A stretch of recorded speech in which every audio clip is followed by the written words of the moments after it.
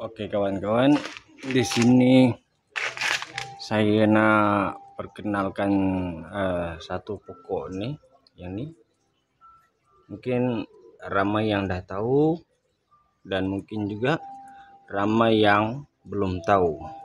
Oke, kita tengok betul-betul. Pak. Oh nih, ini biji dia, dan inilah kalau dia gugur, dia akan tumbuh jadi benih. So sebenarnya ini pokok apa sebenarnya? Tapi kalau yang dah tahu boleh komen lah kat bawah.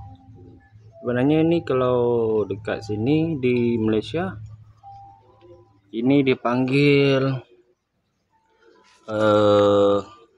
pokok ginseng. Okey, dipanggil ginseng Jepun. Tengok daun dia kehijau-hijauan, bawah dia macam hijau cair, dan akar dia ni sini ni kalau kita korek dia macam ginseng. Dan pokok ni juga boleh dimakan, dan dia punya ubi dia ni boleh juga buat ubat lah.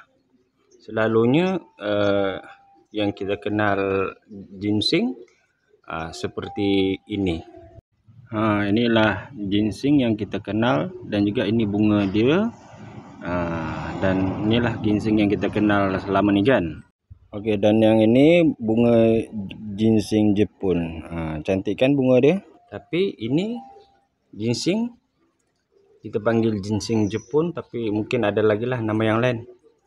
Kalau kawan-kawan nak tengok, jom kita korek ubi dia, kita tengok dia punya bentuk. Okey, sahabat-sahabat, kita kena korek dia ni, biar korek pelan-pelan ya, sebab dia ada ubi dia ni. Korek dia sikit-sikit, takut kena ubi dia. Selalunya kalau pokok besar ni, ubi dia dah besar ni.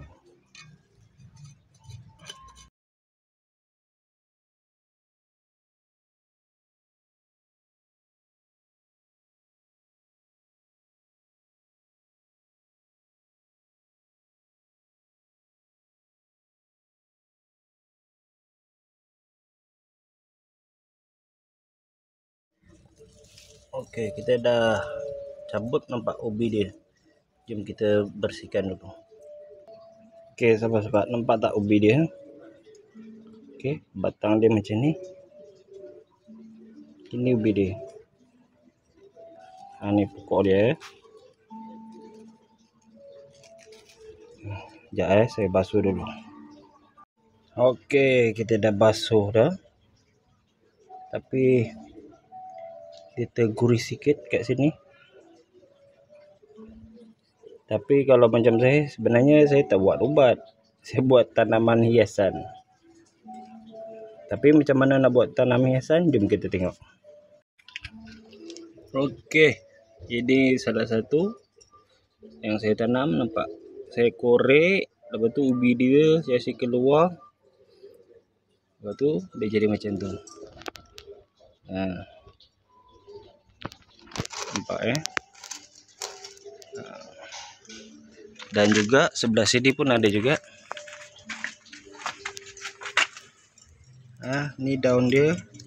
Bila kita buang-buang pokok besar dia tu, dia adakan banyak cabang lah, macam ni. Lepas tu ni ubi dia.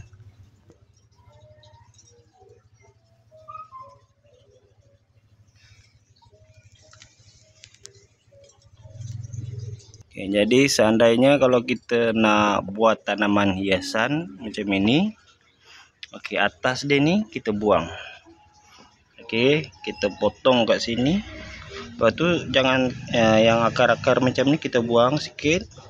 Lepas tu jangan kita tanam sampai sini, kita cukup sampai di sini je. Sampai sini je. Janji ada akar sikit ke bawah. Okey, insya-Allah mesti dia hidup. Baiklah sahabat-sahabat, sampai di sini dulu perkongsian saya kali ini. Assalamualaikum. Ciao.